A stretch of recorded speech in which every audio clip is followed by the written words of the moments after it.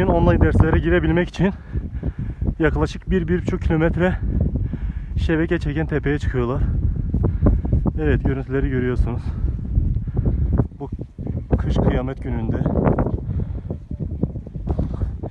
yetkililerden ricamız, lütfen sesimizi duyun ve bizim şebekemizi yapın. Şebeke istiyoruz.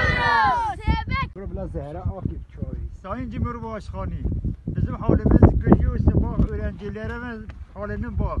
Bir metre kar vardır. Bize bir şebeke yapsın sayın yetkililer. Milli Eğitim'den bize tablet gönderdiler ama altyapılı şebekemiz olmadığı için ve internetimiz olmadığı için bu tabletler hiçbir işe yaramıyor. Bu tableti bir hocalarımız bize verirken gün gün takip edeceğiz dediler ve biz derslere katılamadığımızdan dolayı sözlü notlarımızdan kıracaklar.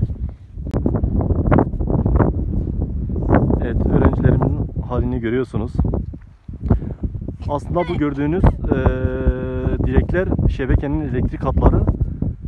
Bizim şebekenin elektriği katları bile çekilmiş. Sadece bizim ihtiyacımız olan bir baz istasyonu ve yıllardır bu baz istasyonu geleceklerini bekliyoruz. Ama maalesef bir türlü gelmedi.